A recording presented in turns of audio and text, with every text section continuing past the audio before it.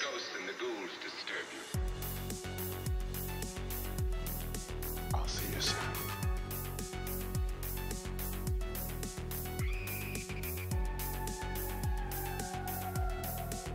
I want to play a game. They're coming to get you, Barbara.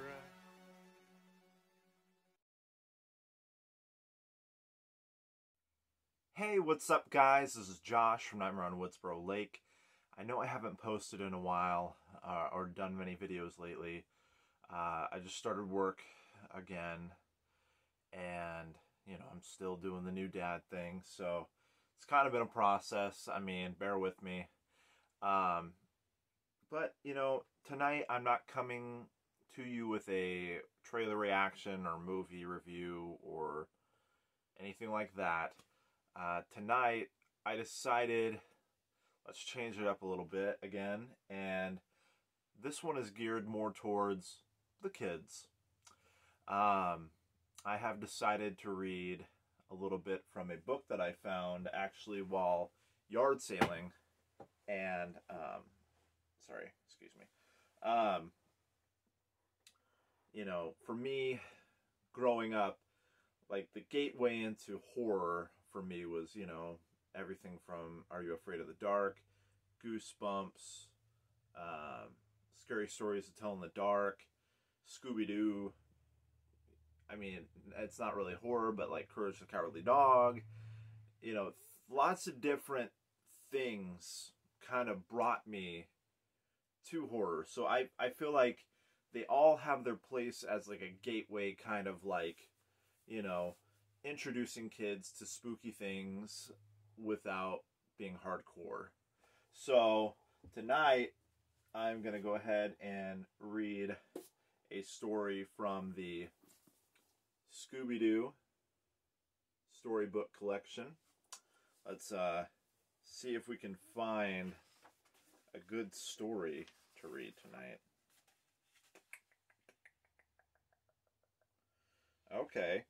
I wonder if this is going to be like the movie, but so let's go ahead and jump ahead to page 169. And I'll show images as I'm reading the book. But, I figured this would be fun. A nice gateway for kids. So don't pay attention on the one page, but we are going to read Scooby Doo and the Witch's Ghost. I wonder if it's going to be just like the film. Scooby-Doo and his friends were in a museum disguised as exhibits. They were trying to solve a mystery about a warrior mummies. Suddenly the friends spied the mummies. They were about to uncover the culprits behind the mystery when someone else did it for them. The mysterious hero? Ben Ravencroft, Velma cried. The horror writer? Oh.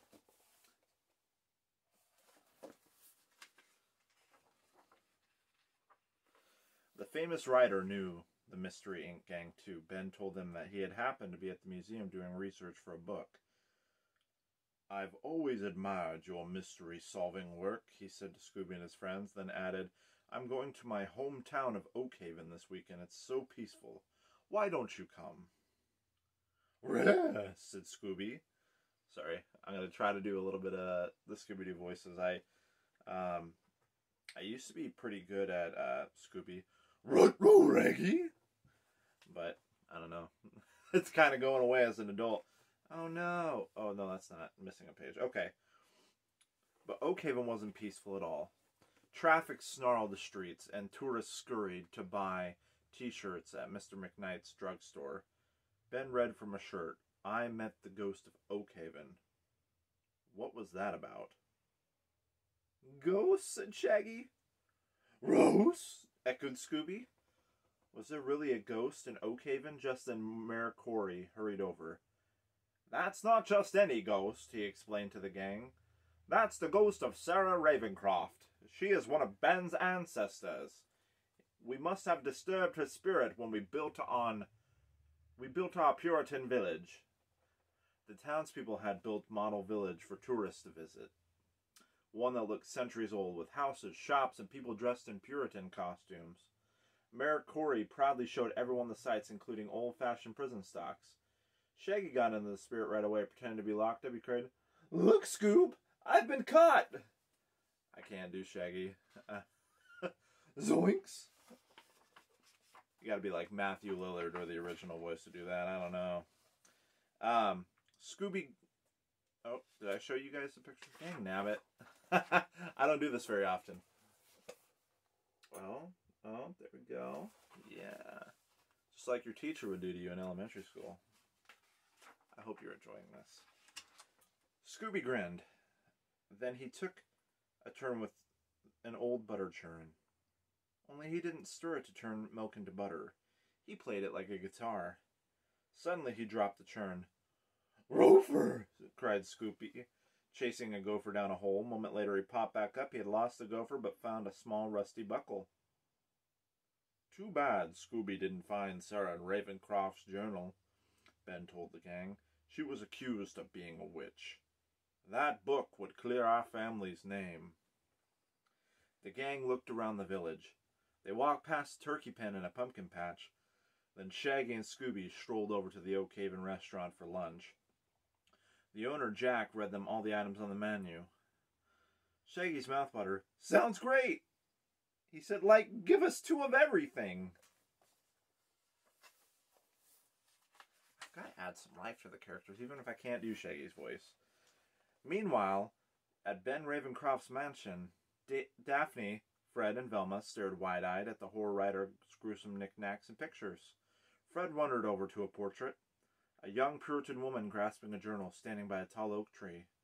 He read the nameplate. Sarah Ravencroft. Velma stepped closer, so this was the ancestor whose ghost was now haunting the town. Ben saw Velma staring at the picture. Sarah was a Wiccan, Ben explained. A kind of medicine woman, like a doctor. "I've read about them," Velma said. "Wiccans don't use ordinary medicine. They understand the forces of nature, herbs and plants, and use them for healing." "Sarah treated her patients under a large oak tree," Ben went on. "I've searched for that tree around town, hoping to find Sarah's journal, which may have been buried there, but I haven't come up with a thing."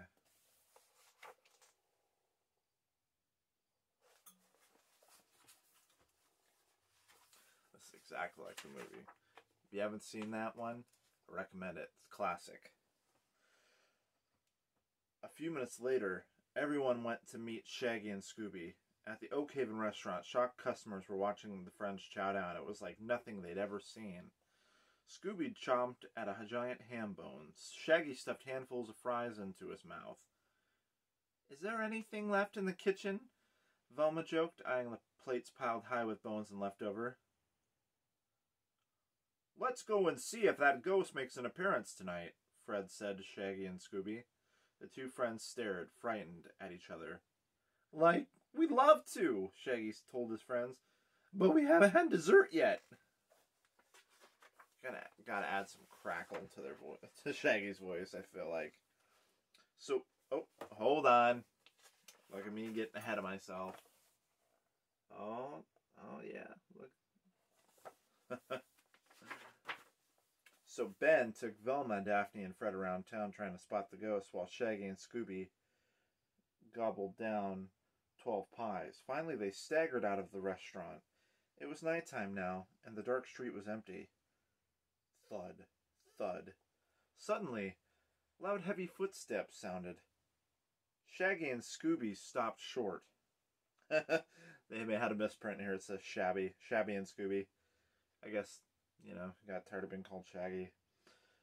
Who was coming? 3 shadowy shapes glided over to them. "Girls!" Shaggy exclaimed, sticking back his hair. "Hi!" The girls paused under a streetlight. They wore dark, somber clothes. Their faces were deathly pale and their hair was long and straggly. "Hi," the girls replied with wicked grins. Each one had sharp, jagged teeth. "Like, I thought there was only one witch's ghost!" Shaggy panted as he and Scooby raced away. All at once, a powerful wind whipped down the street. Leaves swirled, and trees shook with the force. The witch's ghost appeared. She looked just like Shaggy had imagined, with a pointy hat and a cackling voice. "This town ruined me," shrieked the ghost, "and now it will pay." I'm sorry. I gotta get into it, guys. She raised one arm. A red-hot fireball shot from her fingertips.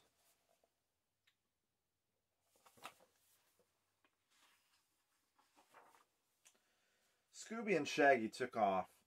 The witch's ghost tossed another fireball, and Shaggy leaped into the air. He held on to Scooby as they raced around the corner, careening straight into Velma, Daphne, Fred, and Ben Ravencroft. "Witch's ghost!" Or "Witch's roast!" cried Scooby. "Witch's ghost?" Velma repeated. "You saw her!" "Where?" Shaggy led everyone back to the spot, babbling about fireballs and the three other witches. Velma switched on a flashlight. She said, kneeling to examine some powder. "Fireballs." "Ah!" A wailing sound echoed through the town, and strange green lights flickered in the distance. The gang and Ben tracked down the sound and lights to a large clearing in the woods. A stage stood at the end, with three figures swaying under a strange green light show. Sorry, strange. I didn't mean to make that sound like I wasn't saying strange. The noise was music. "Zoinks!" said Shaggy. "It's those other witches!" "It's just a band," Fred said. He pointed to a sign that said, "Hex Girls" behind the girls. "I heard they're putting on a concert tomorrow night. They must be rehearsing." No longer scared, Shaggy and Scooby danced to the music. The song ended and the girls introduced themselves as Thorn, Luna, and Dusk. Fred whispered to Velma, "These girls seem suspicious. Daphne and I will keep an eye on them." Velma wanted to do... Oh, there I go again. You know, it's like 10 or 11 o'clock at night, so I'm sorry, guys. Okay. Velma wanted to do more exploring, so she led the others to the witch's ghost spot. "Tire tracks!" she exclaimed, shining her flashlights on some marks in the dirt. "Let's see where they lead." Everyone followed the tracks to a large barn. "Shh!" said Velma, pulling everyone into the shadows as a man hurried out. It was the mayor. "Jinkies!" said Velma, surprised. The barn doors were now padlocked shut, so Ben hoisted her up to a window and she climbed inside. A truck stood in the center of the barn. Its engine was still warm. Why would someone drive a construction truck at night, Velma wondered. Meanwhile, Shaggy and Scooby followed the mayor. They tried to be quiet, but Mayor Corey stopped and whirled around. The street was empty, so he shrugged and walked on. He didn't notice the guys hiding inside a broken mailbox.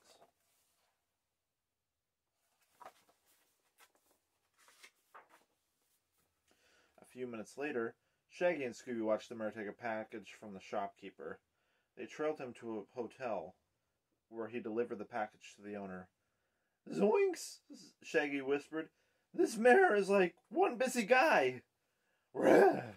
Scooby agreed. Shaggy and Scooby continued to follow the mayor around town, but they lost sight of him near an old warehouse. "Ah!" A loud moan echoed down from the roof, and suddenly the witch's ghost appeared. Oh, well, then maybe that wasn't the right ah. Scooby and Shaggy tried to run. They spun their legs wildly, but that only made them dig a hole in the dirt. They couldn't get out. "This town will pay!" the witch's ghost moaned again. "Send them a bill! Send them a bill!" Shaggy yelled as they finally scrambled free. "But leave us alone!" The guys raced. Oh. God bless America. I need to be like on top of this. There we go.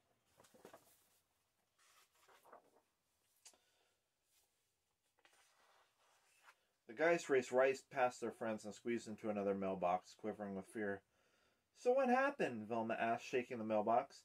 Shaggy explained everything. Then Fred described a strange ceremony the Hex Girls named Thorn, or the Hex Girl and Thorn had performed.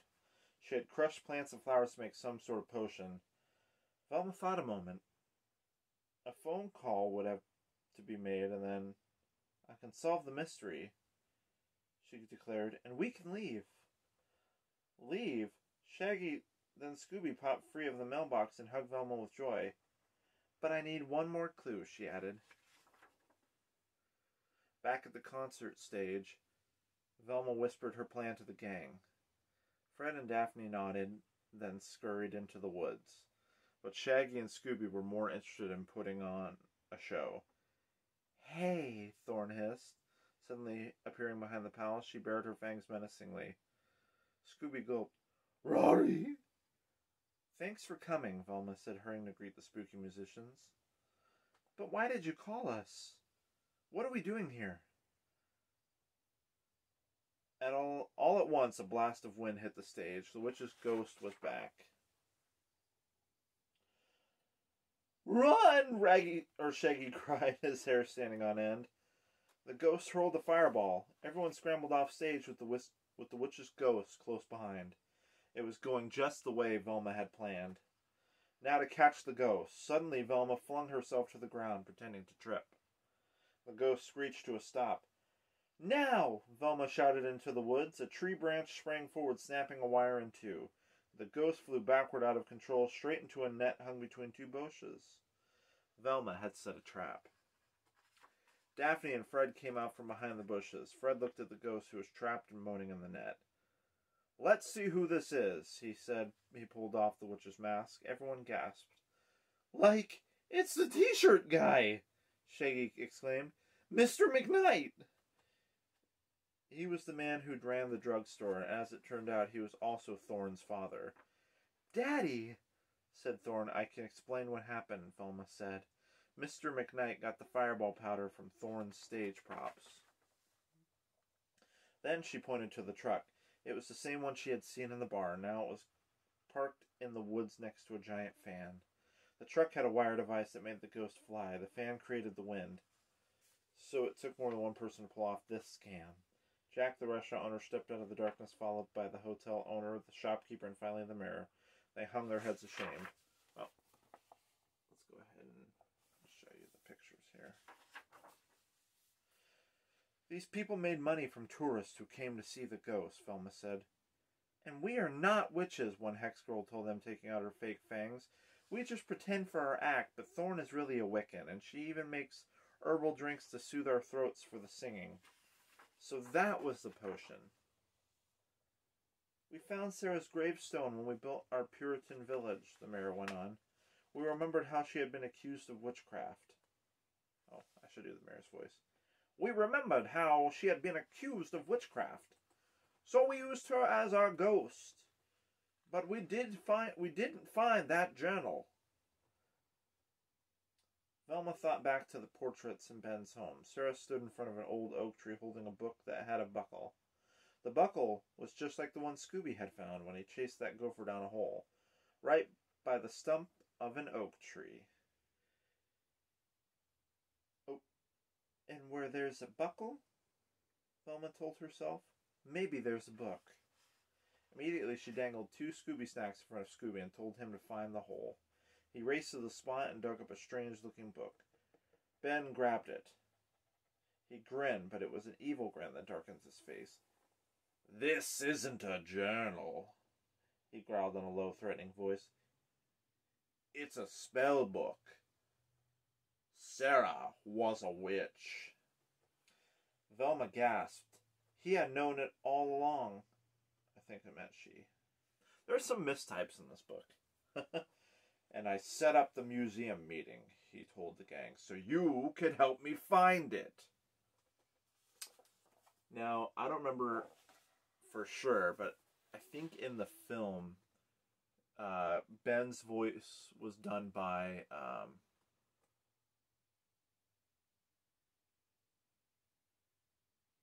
oh my gosh,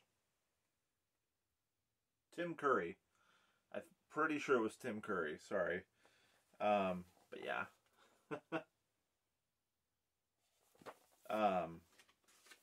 Always an iconic voice. I'm pretty sure it was him. The spell book dropped to the ground. We need that book, Velma whispered to Shaggy and Scooby. Get close to that evil bad guy, Ben. Shaggy groaned, but he and Scooby dashed away while the witch flung fireball after fireball at the others. "The Wiccans imprisoned me in the book," Sarah shrieked. "And no one will do that again!" I guess I shouldn't have been doing the fake witch's voice. One blast zapped the pumpkin patch. Boom! The pumpkins exploded and changed into monster creatures, skittering on vine legs. "Jinkies!" cried Velma as she sped away quickly. For a second, the coast was clear. So Shaggy grabbed the book, but the witch's ghost sent one more fireball. It crashed into a turkey pen. "Get them, birds!" she ordered. "Like even we're not scared of that," said Shaggy. Only suddenly the turkey grew into a huge monstrous creature. "Like, now we are," said Shaggy. He and Scooby raced into a museum building and rushed out into Puritan costumes. Shaggy held a giant turkey baster, while Scooby held a bowl of stuffing. "Uh-oh," squawked the turkey, turning tail to run. Oh. The thing I loved a lot about the Scooby Doo movies was that it went from them hunting down fake people, in costume, pretending to be monsters, to actual monsters. So they had to deal with, like, real life consequences, real life horror, and real life, peril. So I always loved that about the films. "Thou wilt not escape," the witch's ghost cackled. She gripped Scooby by the tail, holding him upside down. "Zoinks!" cried Shaggy, jumping out of his costume. He flung a bucket of water at the witch's ghost, just like Dorothy had done in The Wizard of Oz. "Hey," he said, surprised. "Like you're not melting." He tossed the bucket and it landed on the witch's head. She dropped Scooby. "Raggy, run!" cried Scooby as the bucket popped free. Shaggy grabbed the witch's spellbook and threw it to Velma. She flipped through the pages, searching for a spell to imprison Sarah. "Here," she said to Thorn. "You're a Wiccan. Read it." The witch was getting closer. Quickly Thorn read. "Ancient evil, get thee hence." Suddenly the book jumped out of Thorn's hand, glowing and crackling with energy. The wind died away and Sarah's ghost was sucked into the pages. "I won't go back alone," she cried, grabbing Ben's foot. Whoosh! They disappeared inside the spellbook together.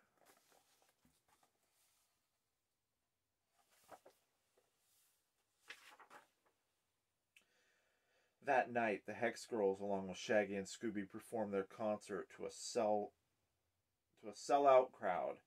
The giant turkey never returned to its regular size, and tourists were still flocking to Oakhaven to see it.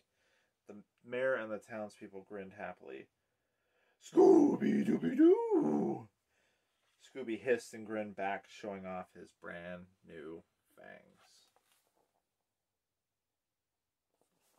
Alright, guys.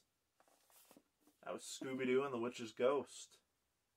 Now, I hope if you had kids that they enjoyed this, or if you're an adult and you wanted some story time, I hope you enjoyed it as well. Loved it. I'm a big sucker for Scooby-Doo. But yeah, thank you guys as always for tuning in, checking out my content, hanging out, leaving me comments, finding me on Instagram. All of that has meant the world to me. If you could, please don't forget to like, comment, and subscribe if you enjoyed this, or if you enjoyed any of my other content. I have quite a diverse portfolio of content on my channel.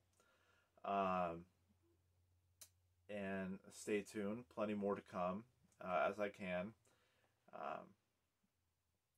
And as always, keep killing it out there, my friends, and just remember, don't get caught.